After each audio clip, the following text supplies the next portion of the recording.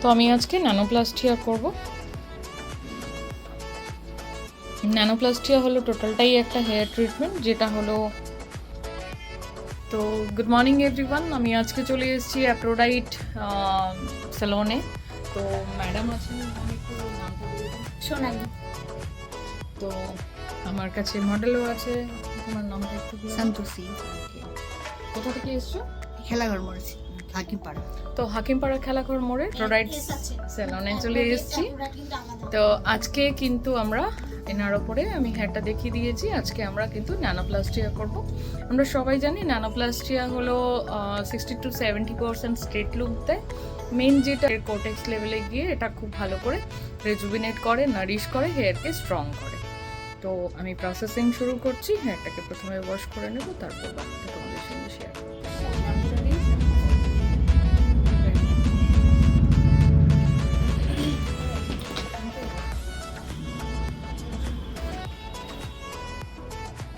আমাদের এই প্রোডাক্টটায় over process হওয়ার কোনো চান্সেস নেই।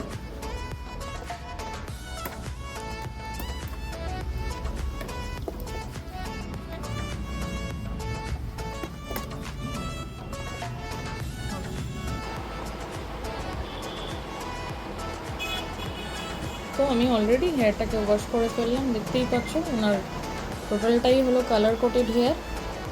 এই পর্যায়ে এলো হেয়ারটা।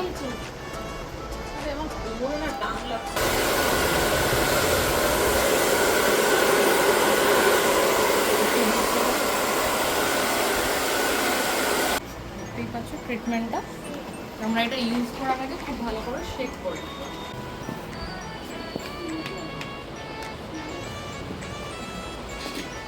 রুট থেকে হাফ ইঞ্চি ছেড়ে আমরা ক্রিমটা অ্যাপ্লিকেশন করব।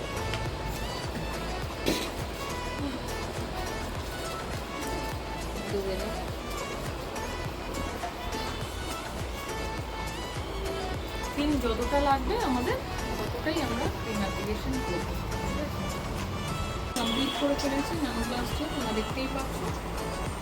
তো এটা হলো রিপোর্টটা, দেখতেই পাচ্ছ তোমরা। আমি এটা আজকে ওয়াশ করিনি due to too much of damage hair, colour coated hair এটা। তো আজকে জাস্ট আমি আয়রনিং করে ছেড়ে দিচ্ছি। শাইন তোমরা দেখতেই পাচ্ছ, এবং কতটা এখানে পুরো ব্রেকেজ ছিল, একটু জুম করে কাছ থেকে দেখতে পাচ্ছ।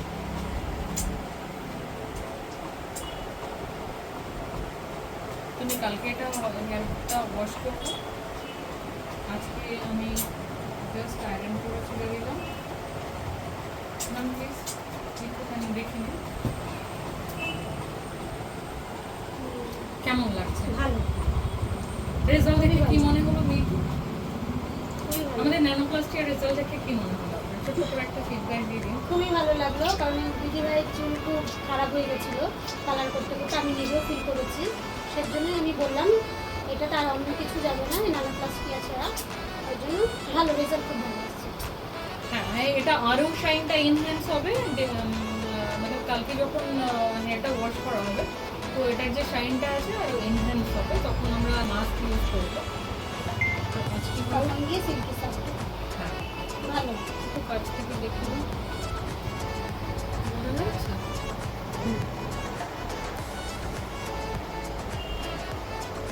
মানে এটাতে প্রচুর স্প্লিটেন্স ছিল, ব্রেকেজ ছিল মাঝখানে মাঝখানে, আমি দেখিয়েছি। আর এতটা এই ওপরের ক্রাউন এরিয়াটা এতটা বাজে পর্যায়ে ছিল যে পুরো একেবারে ফ্রিজি হয়ে গেছিলো, ড্রাই ফ্রিজি হয়ে গেছিলো। সেই জায়গাটায় দাঁড়িয়ে এটা জাস্ট অসম। তো পুরো ভিডিওটা কালকে শেয়ার করবো তোমাদের সঙ্গে। মাস্কটা ইউজ করবো এটা 15 মিনিটসের জন্য। ম্যামের থেকেও একটা ছোট্ট করে ফিডব্যাক নেব। ম্যাম, কেমন লাগলো আপনার? না, সত্যি খুব ভালো। এটা অনেক ড্যামেজ হয়ে গেছিলো দেখি আমি এটা করালাম ন্যানোপ্লাস্টিয়া বলে। হ্যাঁ, ন্যানোপ্লাস্টিয়া। সো ভালো, দারুণ রেজাল্ট, খুবই ভালো আসছে, খুবই ভালো। স্যাটিসফাইড? হ্যাঁ, আমি সার্ভিস কেমন ছিল ম্যাম? খুব ভালো, খুবই ভালো। Thank you so much. আমি আর একটু দেখিয়ে দিই একবার।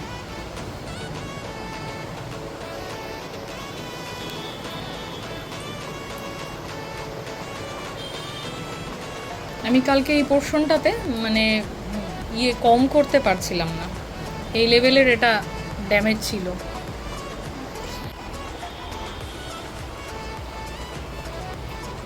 তো ফুল ড্যামেজ হেয়ার।